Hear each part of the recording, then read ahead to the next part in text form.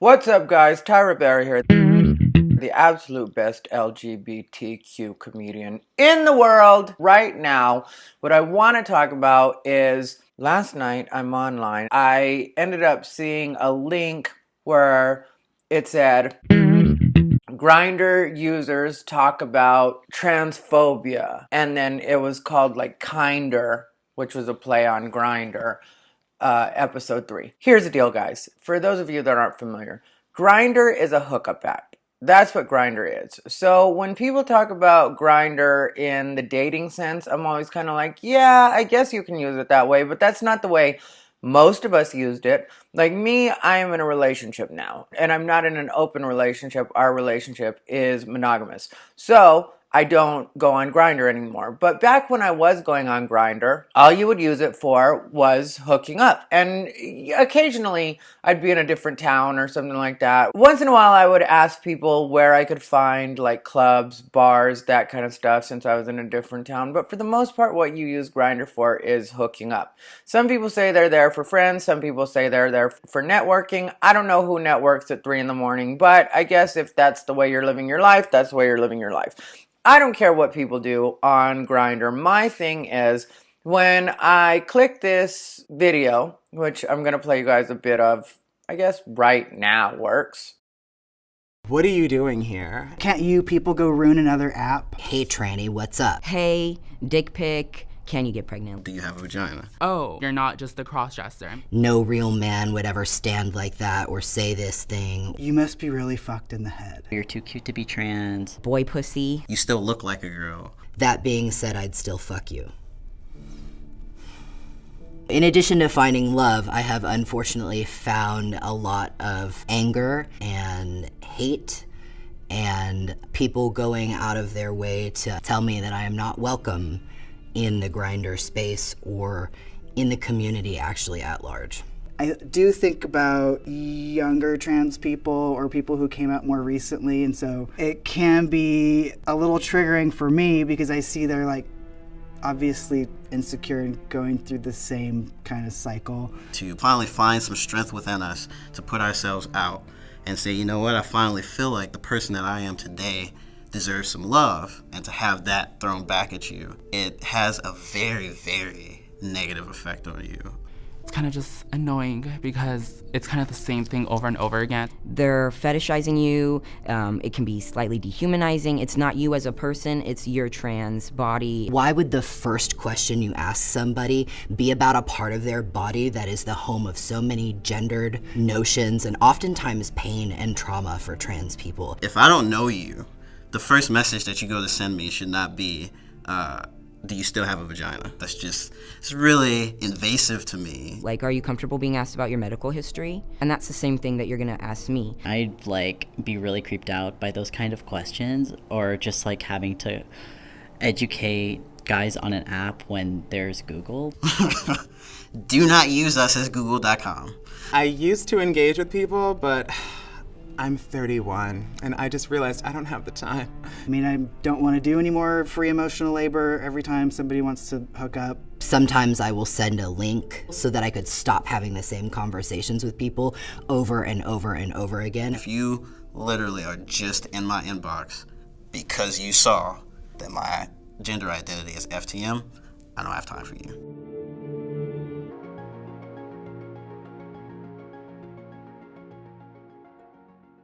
Okay, so when I clicked that video and I was watching it, there's actually more to it, and I'll link it below so you guys can check out the full video if you want to. I just wanted to give you guys a sample and let you guys see what it is.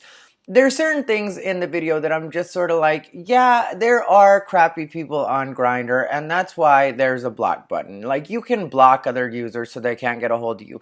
The minute somebody asks you why you're there in a rude way or makes it seem like you're going to ruin the app because you're trans, immediately block those people. Don't even put up with those people. But when it comes to certain questions, some of the things that I noticed the trans people in this particular clip were complaining about, it's like, that's just Grindr. That's what Grindr is. Like, people ask how big your dick is. People are going to ask if you have a vagina or not, because the deal is, when you're talking about sex and just hooking up with people, that's all you're worried about. So if you're like, maybe I could be with a trans person, but does this trans person have a penis? Maybe that's what you're looking for, is somebody that definitely has a penis, because that's one of the things that gets you off. So you ask the person, and if the other person says, I'm not comfortable talking about that, or I'd rather not go into that, then fine, you should probably just move on. It's nothing to get your feelings hurt about, and it's nothing to make a big deal about. When it comes to certain trans people, I feel like some trans people are just looking to be offended all the time, and it's like, if you want to get offended, Grindr is a good place to go for that.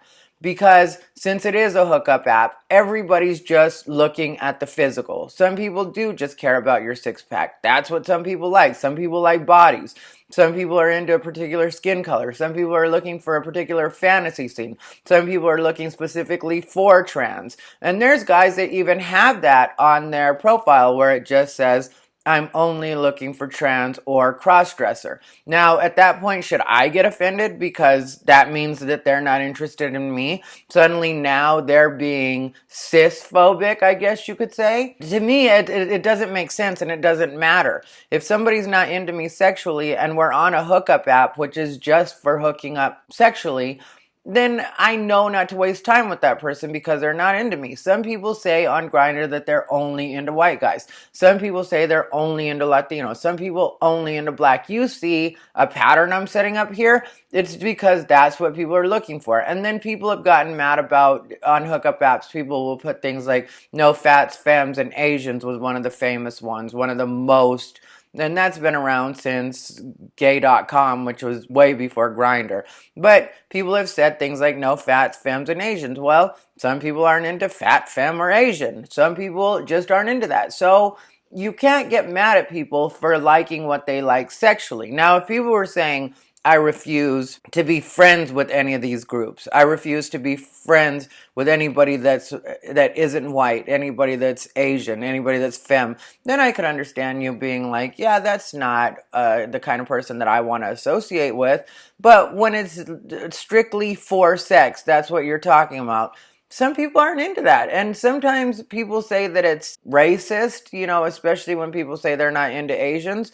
But a lot of Asian men don't have a lot of hair, and some guys are into really furry guys. So if you're looking for somebody that's furry and you're talking to an Asian dude, or an Asian dude hits you up, for me, it's just a good way of being like, okay, let's not waste time. So that's where I'm at with it. I think that it's okay for anybody to be anywhere they want, but at the same time, stop asking people to change what the game is. That's what Grindr is. People ask how big your dick is. That's just something that happens. If you're a person that's sensitive about that, then don't be on Grindr. Or be a person that's strong enough to be able to say, hey, that's not something I'm going to talk about. And then see who continues to talk to you and who doesn't. Now, that's a good way that you'll be able to find the people that you actually want to deal with. If you say that you don't want to talk about something and somebody just says, okay, well then let's talk about something else, then you know that that person might be a good fit for you. If the person says, well, that's all I want to talk about, then you just block them and say that doesn't work for me.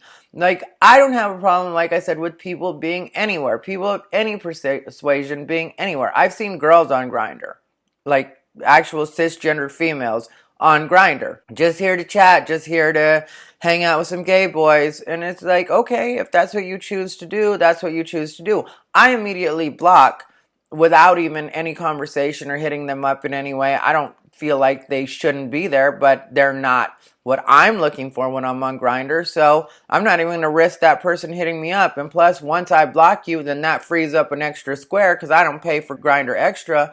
So that frees up a square, and then I get something else I do like. And that's kind of what I do in general when I go on Grindr. Like, I'll go through, I'll look at the different pictures, and I'll just block anything that isn't attractive to me. That way, it's like, okay, now nobody's wasting anybody's time here.